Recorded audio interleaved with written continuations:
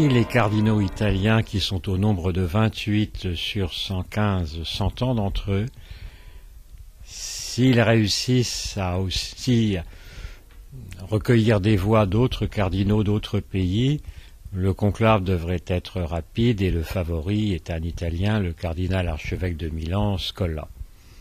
S'ils ne sont pas d'accord entre eux, là c'est beaucoup plus ouvert et il y a une dizaine ou une douzaine de cardinaux qui pourraient être élus pape. Si ça n'est pas le cardinal de Milan, ça pourrait être un cardinal européen, celui de Budapest, de Vienne. Les Français ont peu de chance, mais elles ne sont pas totalement nulles non plus, hein.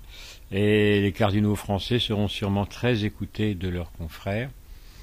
Sur les autres continents, c'est difficile parce que les Sud-Américains sont très divisés entre eux. Un cardinal des USA, c'est difficile parce que c'est la première puissance du monde.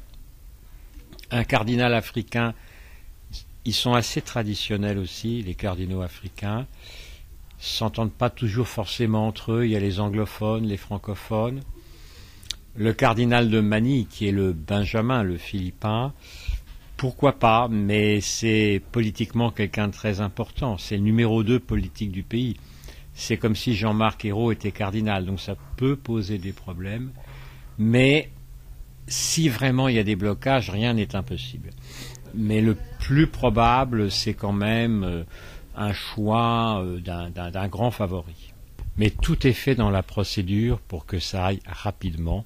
Donc normalement, on devrait avoir un pape élu dans le courant de la semaine.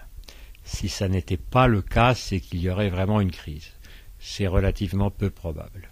Tous les cardinaux ont été créés, comme on dit, par Jean-Paul II ou par Benoît XVI. Ils seront dans la même ligne théologique, qui est une ligne traditionnelle.